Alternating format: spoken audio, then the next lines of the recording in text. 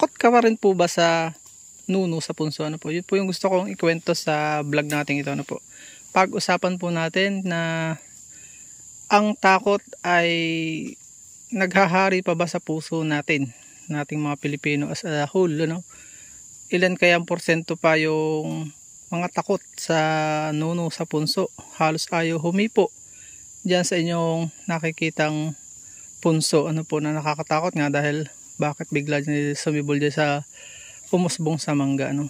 So nag-upload po ulit ako ng ganitong klaseng video nung sa una naming channel, ang Brother Eric Tenorio SGC TV, ay nag-upload po ang lingkod sapagkat katungkulan natin na ipaliwanag sa tao yung katotohanan at makasakalit ako na mapalaya tayo sa takot, ano po, doon sa ating vlog na yon. Sa ngayon ay gusto ko lang subukan kung marami pa ring mga Pilipino ang naniniwala sa mga nuno sa punso, ano po, at kung sino yung mas may tiwala sa nuno sa punso kumpara sa lumikha dito. Pag-usapan po natin. Ang ating pong bansa, bago tayo magsimula, ay sinakop ng mga Kastila, ng mga Chinese ng China, no? Kaya sila yung mga naunang ng Roma, ng mga Amerika, ng Hapon. Pero ang pangunahin sa pagkakaalam ko, kung hindi nagkakamali, ay China at Espanya. Ang pinakamaraming paniniwala na naipamana sa atin, nakalimitan ay palso, na nagdulot para tayo ay hindi umunlad bilang isang Pilipino, ano po. Ang ating bansa din ay kilala bilang isang pagan nation, paganong bansa, walang kinikilalang specific na Diyos, ano po, pagano. Ibig sabihin, sumasamba sa araw, sumasamba noon sa mga tuod, maraming espiritong kinatatakutan, kaya walang kaduda-duda na ipasa ito sa iba't ibang salinlahi, ilang generation na.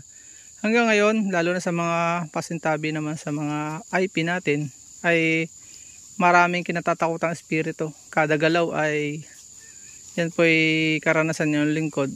Dadaan lang, may dumang pusang itim, hindi natutuloy dahil sa takot sa espiritu. So may kinalaman po yung paganism sa ating paniniwala sa punso, ano po. I-share ko lang po yung kwento ko dati nung una kong in-upload ito. Grabe, nagliliwanag lang po ako ng kaisipan ng marami. Alam nyo po, nagulat ako sa feedback ng naka 70,000 view na yun ngayon, sa ngayon. Eh, grabe yung feedback, sana mamatay ka na, at nagkamalas-malas, ayot, at dinat na ng katakot-takot na malas, kung ano-ano. Naghangad, sana mamatay ka na. Yun yung mga feedback na narinig ko. Dahil, at iba, wag mong saktan sila, hindi sila na dahil sinira ko yung bahay ng punso at pinakita ko yung laman, at ito anay talaga yung pinakita ko doon. So sabi niyo ba, dito ka pumunta sa amin, yung hindi yan ang totoong bahay, yung malaki, lampos tao, nang maintindihan mo yung alam mo. Talagang hinamon ako kung ano-ano yung aking mga narinig. So balit sa dulo, siguro mga after a year, may nagulat nga ako doon sa, yun lang yung kaya sa kong vlog na inulan ng katakot-takot na buzzer. Meron din namang nagtatanggol sa akin, sabi niya hindi siya mamatay, nagpapaliwanag lang siya. Ang inyong lingkod po ay nagpapasalamat sa comment. Alam niyo naman sa YouTube, comment matters, at siya yung buhay ng naming mga vlogger. So balit ako nagpapasalamat din doon sa mga nagtanggol sa akin, at ang inyong lingkod po hanggang ngayon ay update lang, ay buhay pa naman, nagsasalita pa nga po at hindi ko naantaying mamatay at mapagbintangang dahil sa nuno. Magkakamalas-malas ka daw. Ang daming mga bad wishes na ibinigay sa akin ng mga viewers. Sabi ko, grabe naman, mas mahal pa nila yung nuno kaysa sa akin, na hindi naman lahat ay ganitong nasasaktan sila. Marami naman napakinabangan sa aking mga vlog. Yung iba nga tumatawag pa sa akin, papasalamat from Davao, yung iba from Taiwan na kababayan natin, nabibless sila. Ang iba nga nagpapadala pa ng pera. Ganito ang kapalit ng aking paglilingkod sa social media. Pero nagulat nga ako after 1 year, mga 1 year ganon, parang mahigit pa. Biglang may nag-comment ulit. Sabi, nagsusorry. Hindi ko na matrace yung pinanggalingan ng comment, pero ako naniniwala galing yun doon sa ako nag-comment sa Nuno sa Punso. Nagsosorry siya, maaring hindi siya pinatulog ng Diyos dahil sa masasama niyang wish na ginawa yung. Marami kasi yung ilan yung nag-wish ng kamatayan ko eh. Dahil po doon sa vlog na yon. Pero hindi ko nais nasaktan po kayo sa vlog pong uling ito. Nais ko lang po talaga alamin kung ilang pang porsyento kung kayo natatakot pa ba sa Nuno sa Punso. At bakit nga baga mas mataas po ang takot ng tao sa Nuno sa Punso kumpara sa Diyos na may likha nito? Ano po? Sino ba mas makapangyarihan? Yung nilikha o yung lumikha? Parang ganun lang po kasimple yung logic eh. Kung i-apply natin. Bagaman hindi natin masisi ang mga galing nga sa kawalan ng kakulangan. Ano? Hindi natin nasabing kawalan. Ano? Kakulangan ng sapat na edukasyon sapagkat yan nga po yung naipamana natin mga lolo't lola. Pagdadaan ka sa gubat, pasintabi po, tabi po nuno. Mga ganyan-ganyan sapagkat sobrang laki ng role ng mga espiritu nga sa development ng mga tao noong araw. Magpahanggang ngayon marami pa rin. At makikita natin dito sa vlog na ito kung ilan yung porsyento nga nang naniniwala pa po dyan sa Nuno na yan. Honestly, may karanasan po ang inyong lingkod kaya ang lakas ng loob po mag-upload ng ganitong video. Sila po ay talagang sino ba tayo? Ano bang kakayanan ng tao? Ang Diyos at espiritu, nasa mga espiritu ay parehas, ika nga ay unseen, no? Spirit sila, being sila. Pagaman ang Diyos ang pinakamakapangyarihan sa lahat, spirit pa rin na hindi natin nakikita. Pag nakita natin ang Diyos, sabi nga ng mga pag-aaral, 7 times ng init ng araw ang liwanag niya. So yun nga ang araw pala, patay na tayo, how much more? Kaya hindi niya ninanais na magpakita sa tao, mamamatay po tayo. Ang bad spirit naman ay talagang matatakot tayo pag nagpakita. May ilang nakakakita talaga nakakatakot. At kaya nilang magmaskara bilang isang mabuting anghel. Katulad nga niya ng mga duwindi na yan, ng mga Nuno sa Punso na yan. Sabi nila, duwinding puti. Wala pong ganon. Lahat po yan ay maskara lang. Makikita mo talagang totoo. Totoo logo sir. Puti. Puti nga. Kasi nga nagmamaskara siya. Kahit si Satanas sabi nga ay kayang magmaskara bilang anghel. Dahil siya naman talaga anghel. Nananatili siyang anghel. Kaya lang nung siya ibagsak sa lupa, anghel na siya ng kadiliman. Hindi na anghel ng kaliwanagan. So at ang mga kalikasan po ay may mga unseen din na nandiyan. Na kung titingnan natin sa biblical na konsepto, context, mga anghel na nakabantay sa kagubatan. Hindi sila spirit na bad spirit. Ano? Kaya pag inabuso mo si kalikasan, yung mga bantay diyang tinalaga ng Diyos, ang pattern natin dyan ay yung Garden of Eden na nilagyan niya ng anghel. So ganun din yung mga virgin forest. May mga anghel din po yung binabantay ang Panginoon para hindi maabuso. Kaya ang Diyos na rin yung nagpaparusa. No? It's not the bad spirit itself na ating pinagbibintangan. Ano? Yung mga anghel na para sa akin lang ito. Comment to below kung kayo nagdi-disagree. May kalayaan naman po tayo. Pero kung mas malapit siya sa ganun, ano, yung anghel ay nagbabantay kahit sa kalikasan. Kaya yung mga abusado, nabalik sa atin dahil ang Diyos ang may likha ng kalikasan. Ngayon po, puntahan po natin si Nuno. Ano yung karanasan ko? May isang kabataan na may sama ng loob sa kanyang nanay. Mahilig siyang mag-isa at napapunta siya sa abandonadong building. Doon na siya sinamantala ng bad spirit na sinasabi nating Nuno. Nagkunwaring white Nuno, ganon yung anghel daw, di umano ang tingin ng iba. Pero nagkukunwaring kaibigan, yan. So balit nagulat kami sa resulta after na siya kaibiganin. Kinakausap niya, mabuti daw, sabi pakilala siya mabait yung Nuno. And then minsan ay nagwawala. Yun na ang naging resulta ng Nuno. Kung nagwawala, abay hindi yan angel, hindi yan good spirit na sinasabing kasinungalingan.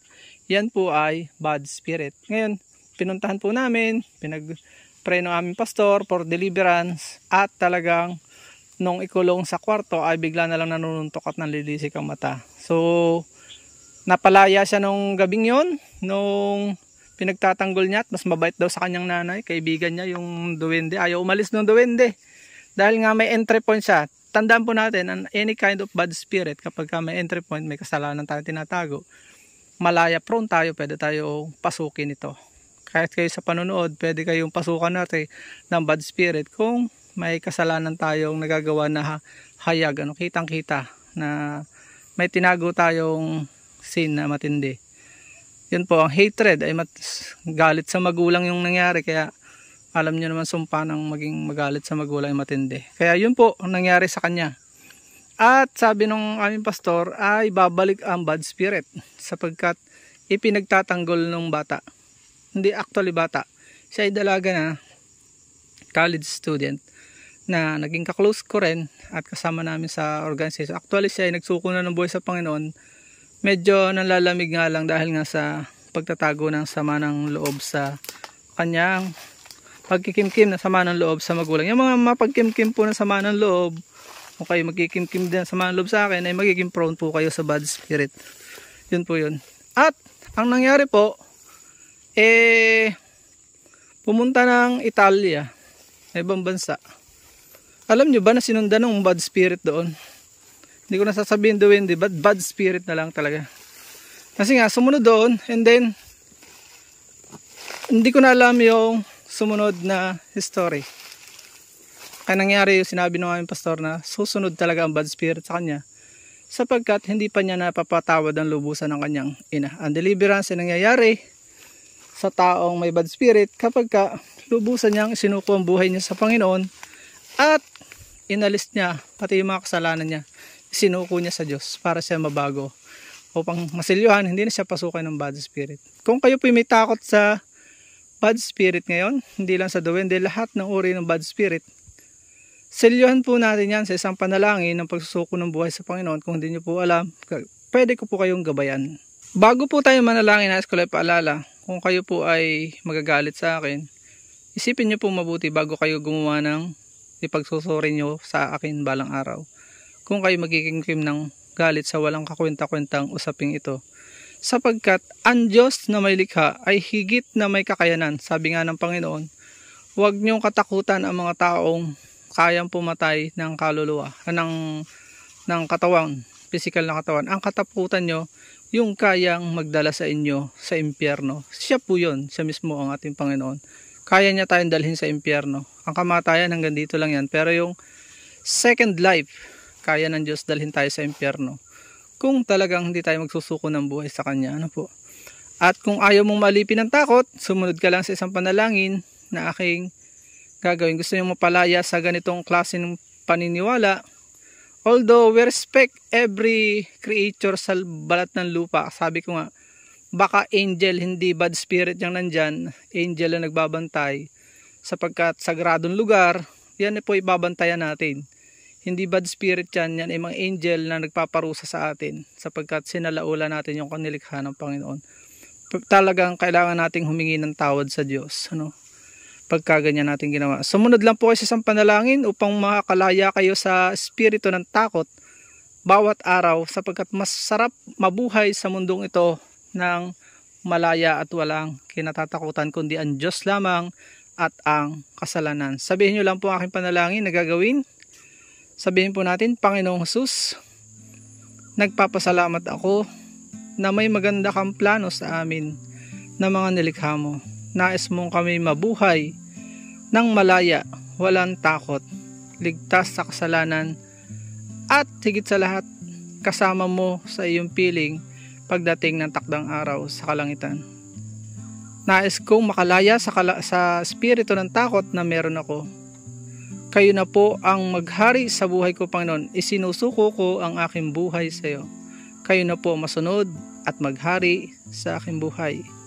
At tulungan niyo po ako na mamuhay ayon sa iyong kalooban hanggang sa iyong muling pagbabalik. Palayain mo po akong lubos at selyuhan ang kalayaang ito habang ako'y nabubuhay. Tulungan mo po akong malabanan ang lahat ng masamang espiritu na aking makakaharap sa buhay na ito.